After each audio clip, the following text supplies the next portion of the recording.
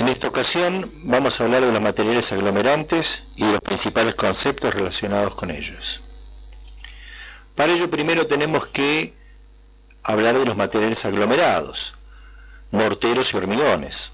Para obtener un mortero tengo que combinar un aglomerante con agregado fino, habitualmente arena, y agua. Para obtener un hormigón tengo que combinar un material aglomerante con agregado fino, habitualmente arena, agregado grueso, habitualmente piedra, también puede ser cascote u otro agregado grueso para hormigones pobres, y agua. Esta mezcla en forma de pasta luego va a endurecer y adquirir resistencia. Y voy a utilizar los morteros cuando no requiero grandes volúmenes, como mezcla de asiento para mampostería, es decir, levantar paredes, para adherir elementos a la construcción y también para generar capas superficiales de terminación en paredes, es decir, revoques, y en solados, es decir, carpetas. Cuando requiero utilizar mayor volumen, requiero hormigones para hacer contrapisos, es decir, rellenos, y también una función muy importante que es para hacer elementos que van a cumplir función estructural, es decir, hacer hormigones estructurales, que me van a aportar resistencia a la compresión, porque estos materiales son materiales pétreos artificiales. En ese caso, el único aglomerante que se puede utilizar cuando va a cumplir función estructural del hormigón es el cemento Portland. Podemos decir entonces que el aglomerante es el material que tiene la función de conglomerar a los demás componentes, a los agregados, en morteros y hormigones. Y en estado pastoso lo voy a poder moldear, va a adquirir adherencia, me va a permitir unir los otros componentes entre sí, y finalmente cuando endurezca alcanzar resistencias mecánicas considerables, como ya dijimos, resistencia a la compresión por tener las características de un material pétreo. En esta ocasión vamos a hablar nosotros de cales, aérea e hidráulica, de cementos, aunque no del principal, del cemento Portland, dado que por su importancia le vamos a dedicar una clase especial, cemento de albañilería, cemento blanco, que en realidad también entra dentro de la normativa como cemento Portland, y vamos a hablar del yeso. En lo que hace a la arcilla, que combinado con agua puede utilizarse como un aglomerante, en realidad tiene un uso histórico o un uso no industrial para economías o construcciones de autogestión en donde no hay fácil acceso a cales y cementos. Por eso no nos vamos a ocupar de la arcilla como aglomerante y tampoco nos vamos a ocupar del asfalto porque su principal uso como aglomerante lo vamos a ver en el tema de pavimentos. Vamos entonces ahora a hablar de cales aéreas e hidráulicas, de su proceso de fabricación y de cómo fraguan, porque se da la diferencia del fraude con el aire en la cal aérea y con el agua de la mezcla en el caso de la cal hidráulica. Para ello vamos a partir de la materia prima cuando empecemos a hablar ahora de la fabricación. En el caso de cal aérea, la materia prima es la piedra caliza, en donde si existe arcilla, la misma es una impureza, por eso está limitado a no más de un 5% en peso en esa materia prima. La piedra caliza es un mineral, que es el carbonato de calcio, que se obtiene en yacimientos, es una roca.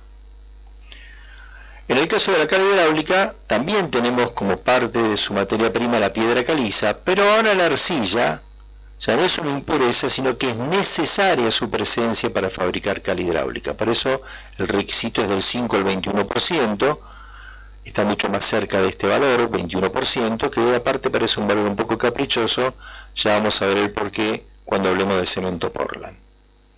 Entonces tengo carbonato de calcio, que es la piedra caliza, y tengo, como ya sé, cuando hablamos de los cerámicos, que la arcilla es un silicato, óxido de silicio, de alúmina, óxido de aluminio, hidratado con agua de composición molecular.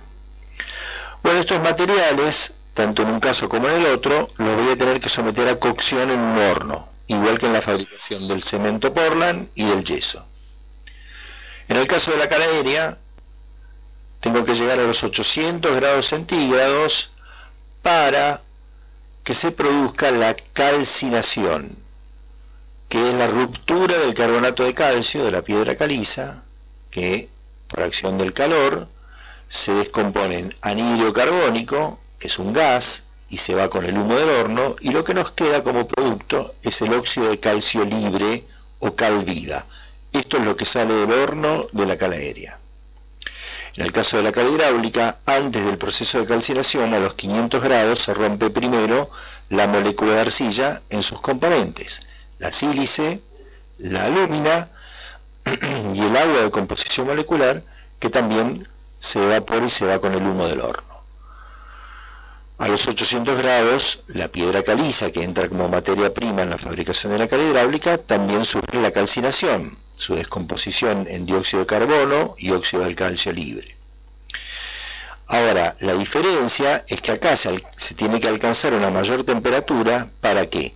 Para que parte de este óxido de calcio se combine con la sílice y la alúmina, de manera que al salir del horno el producto que me sale es óxido de calcio libre, que es el óxido que no se combinó, pero el que se combinó con la sílice y la alúmina me produce silicatos y aluminatos de calcio, que son los componentes que le dan hidraulicidad a esta cal, que permiten que fragüe con el agua de la mezcla, como enseguida vamos a ver.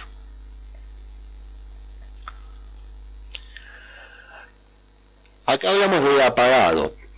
¿A qué se refiere esto del apagado? Ocurre que el óxido de calcio libre, que era lo que obteníamos a la salida del horno, en la cal aérea, es un material muy inestable, que si yo lo mezclo con agua para hacer una pasta, un aglomerante, como un material aglomerado, y necesito hacer una pasta, se produce una reacción muy exotérmica, libera mucha energía y expansiva. Por lo tanto, me fisuraría el material. De manera que primero lo tengo que mezclar con agua, pues esto lo puedo hacer en obra o en fábrica, a la cal viva, y obtener hidróxido de calcio. Este hidróxido de calcio es la cal aérea hidratada. Habitualmente hoy día se utiliza el apagado en fábrica, y yo tengo cal aérea hidratada en polvo, como vamos a ver después, en bolsas de 20, 25 y 30 kilos. Antiguamente se llevaba el óxido de calcio libre en terrones a obra, y en un pozo o en una batea grande se lo metía ese pozo o esa batea llena de agua, y se iba tirando lentamente el óxido de calcio para controlar esta reacción muy exotérmica, y se iba produciendo la cal aérea hidratada, el hidróxido de calcio, que se dejaba en el fondo de este pozo o batea y se iba retirando a medida que se quería utilizar. Ya vamos a ver por qué tenía que estar protegido del contacto con el aire, por eso quedaba bajo agua. En cambio, en la cal hidráulica también tiene que haber apagado, porque recordemos que había óxido de calcio libre a la salida del horno, pero también había silicato y aluminatos de calcio. Tengo que apagar este componente y convertirlo en hidróxido de calcio, igual que en el proceso de la cal aérea. Pero no puedo agregar un exceso de agua, porque voy a empezar a hidratar el silicato y los aluminatos de calcio, que son los que tienen que reaccionar con el agua de la mezcla. Eso tiene que pasar cuando produzco el material en la obra, de manera que tengo que agregar una cantidad de agua exacta para apagar este óxido de calcio. No me tiene que sobrar agua, y tengo que hacerlo con un regado muy atomizado para que el óxido de calcio vaya tomando por su avidez el agua sin que afecte a los silicatos y aluminatos de calcio. Por eso en este caso el apagado de la cal hidráulica solamente se puede hacer en fábrica, y de esta manera el producto terminado que me embolsa la fábrica es la cal hidráulica hidratada en polvo, que es hidróxido de calcio y silicatos y aluminatos de calcio. Ahora vamos a ver en obra cuando hago la mezcla, el mortero o el hormigón.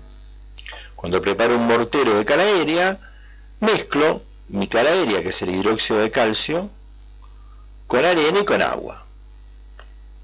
En este caso el agua cumple exclusivamente la función de dar plasticidad a esa mezcla. No tiene nada que ver con el proceso químico de Frauwe, que es el pasaje de estado de pasta a sólido.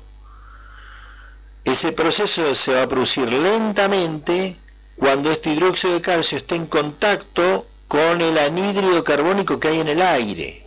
El aire, la atmósfera, contiene anhídrido carbónico. La cal toma ese anhídrido carbónico, se combina con el hidróxido de calcio de la cal aérea, y ¿qué tengo? Tengo otra vez carbonato de calcio y evaporo agua. Y ese carbonato de calcio, ¿qué es? Es la piedra original. Es la misma composición de la piedra caliza que yo utilicé para fabricar la cal aérea. Nada más que ahora esta piedra la tengo convertida en revoque o en mezcla de asiento de una pared. Eso sería más raro. ¿Por qué? Normalmente la uso para revoques porque tiene que estar en contacto con el aire. Antiguamente no existía la cal hidráulica, se usaba cal aérea, y entonces las paredes gruesas tardaba mucho tiempo en entrar en contacto con el aire, y se encontró en demoliciones de muchos años que todavía en el interior de la pared, en la parte central de la pared, todavía estaba en estado de pasta este hidróxido de calcio, porque no se había terminado de combinar con el anhídrido carbónico, no había logrado penetrar hasta ahí el aire para conformar el carbonato de calcio. Ese era el problema de la cal aérea, y esa es la ventaja de la cal hidráulica.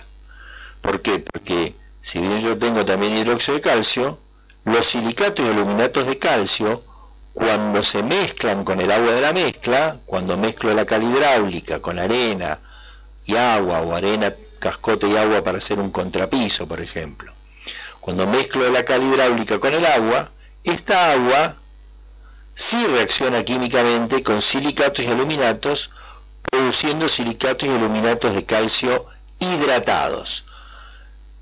Es un proceso similar a lo que ocurre en el cemento Portland, que justamente el proceso de fabricación del cemento Portland, como vamos a ver, tiene por principal objeto que no quede casi nada de esta cal libre y que todo se combine formando silicatos y aluminatos.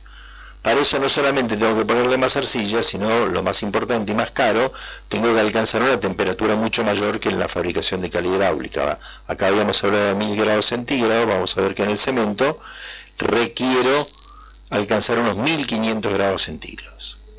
Y acá tengo el Frauwe hidráulico entonces, porque estos silicatos y aluminatos hidratados son los compuestos que cristalizan y frauan, es decir, pasan a estado sólido.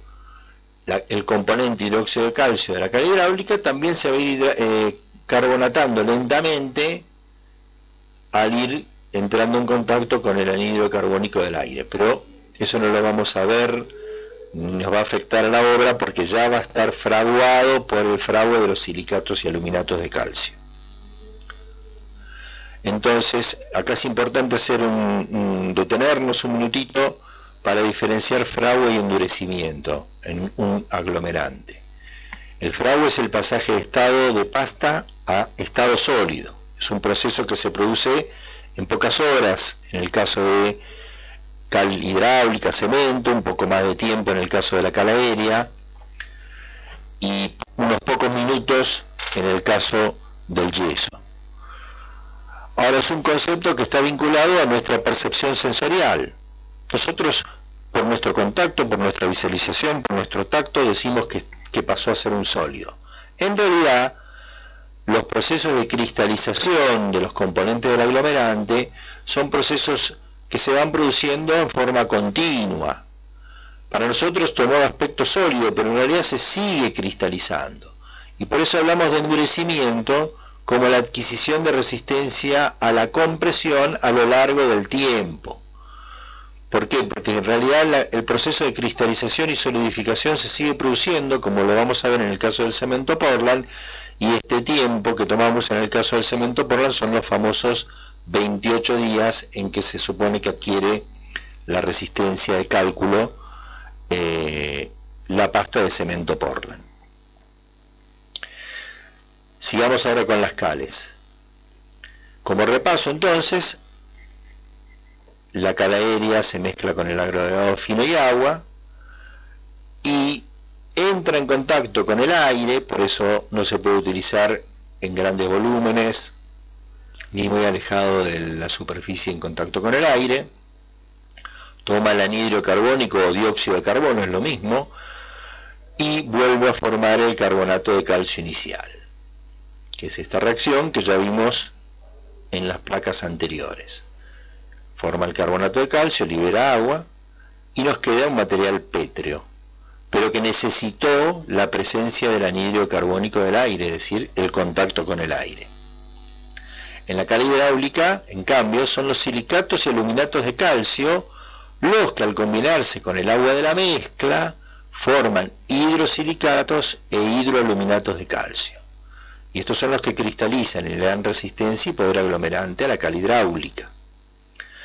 El mayor poder hidráulico va a estar cuanto mayor anhidro silícico y alúmina, que son los componentes de la arcilla, o sea la sílice, el óxido de silicio y el óxido de aluminio, se combinen con el óxido de calcio, es decir, cuanto mayor cantidad de silicatos y aluminato de calcio tenga la cal, que me va a permitir formar la mayor cantidad de hidrosilicatos e hidroaluminatos.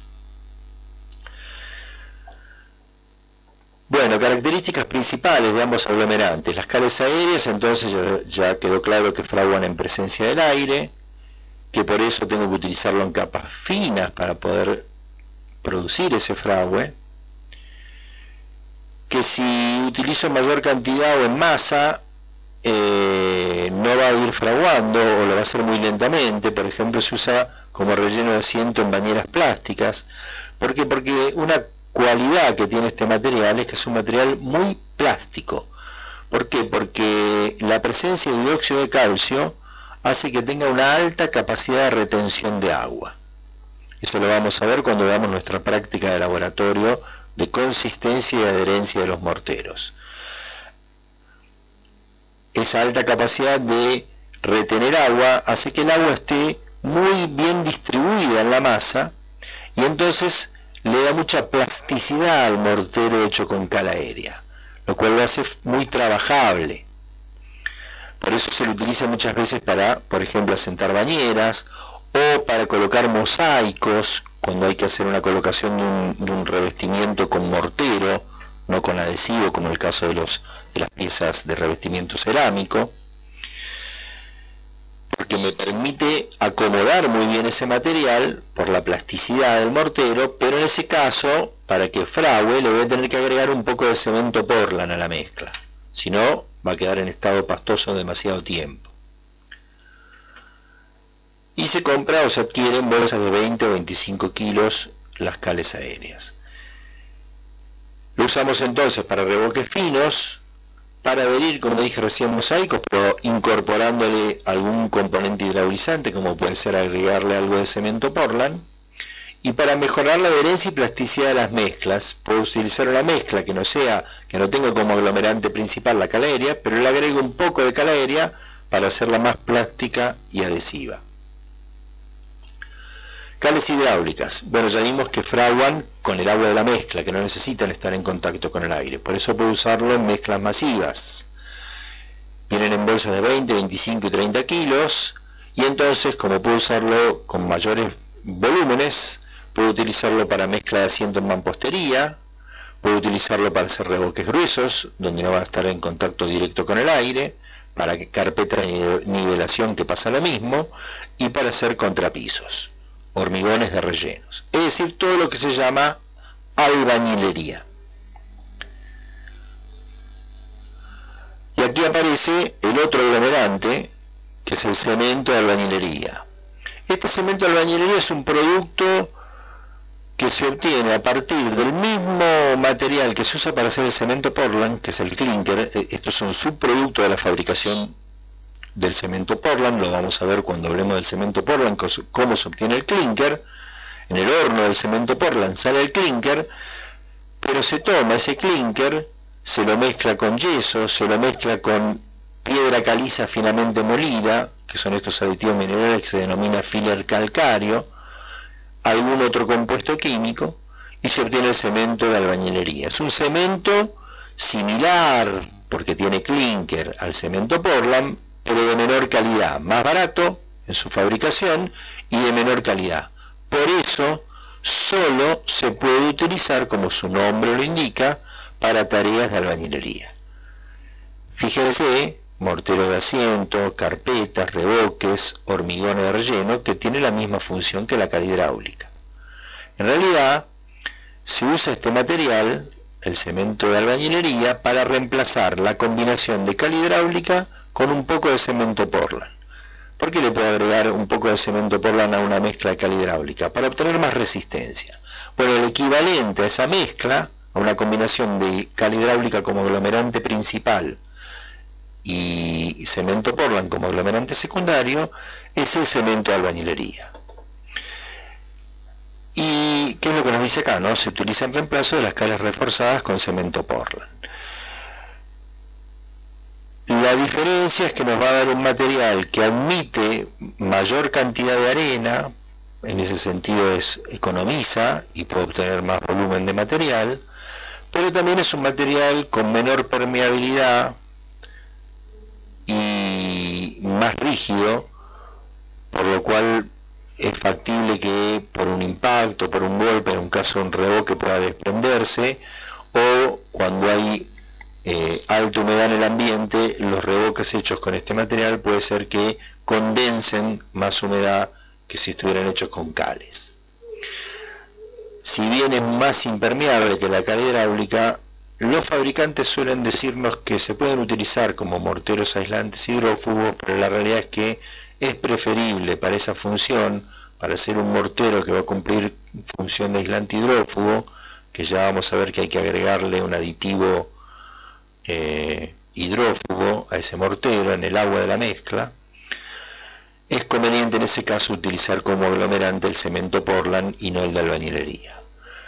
Nuevamente decimos que no es apto para estructuras, que es solo para albañilería,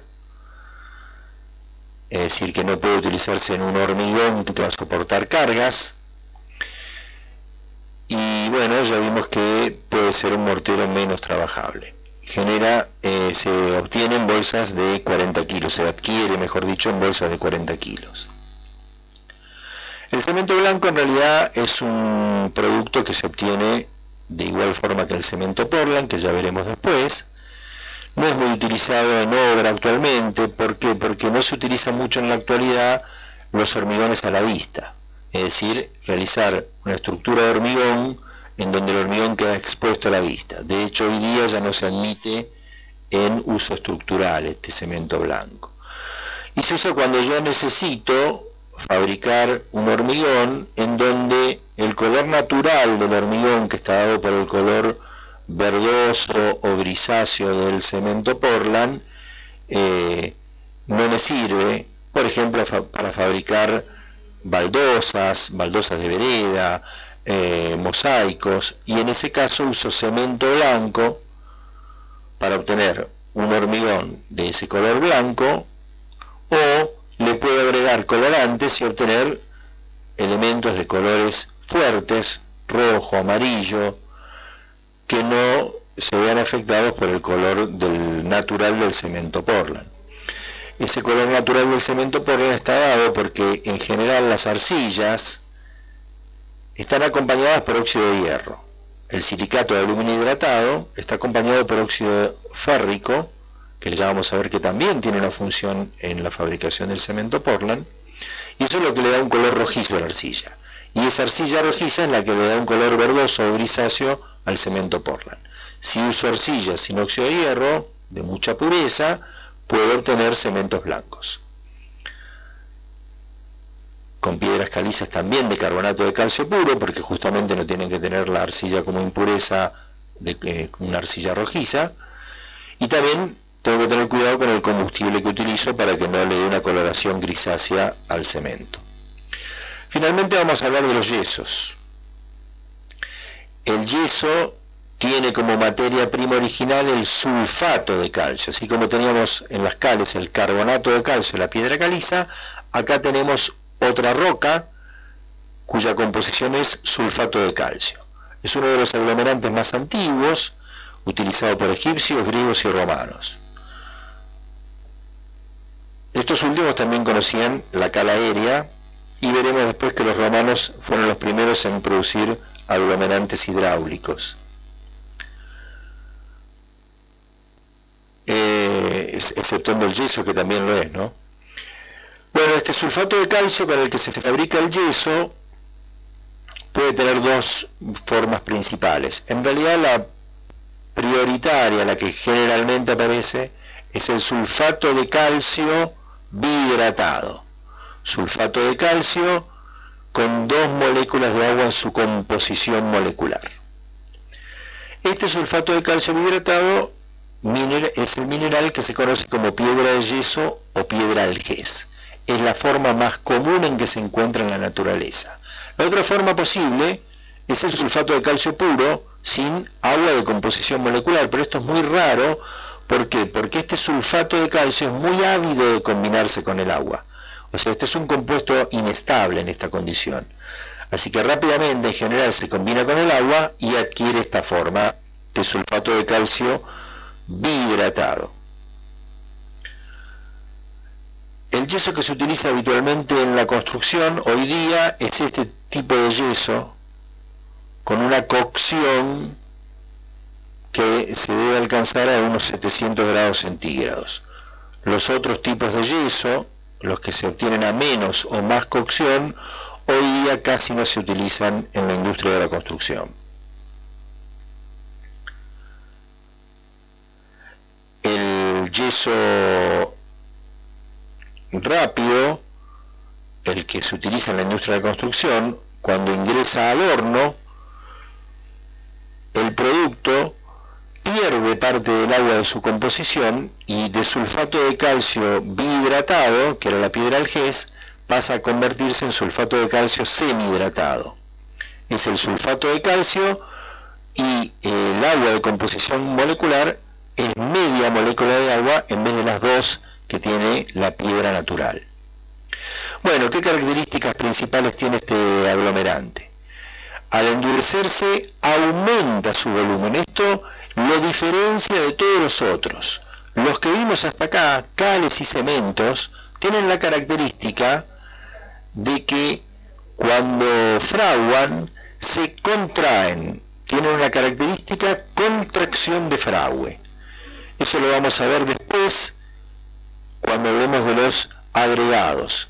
La contracción de fragüe hace necesaria la presencia de arena en los morteros y de arena y piedra en los hormigones, porque la arena en el caso del mortero y la arena y piedra en el caso de los hormigones forman una estructura de sostén que evita que al producirse la contracción de fragüe de los materiales aglomerados hechos con cales o con cemento se fisuren totalmente y pierdan su utilidad y su función y su resistencia.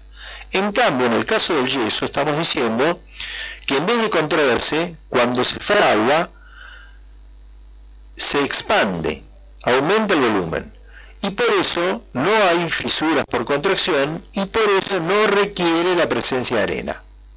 O sea que puede ser un mortero de yeso combinando solamente yeso y agua.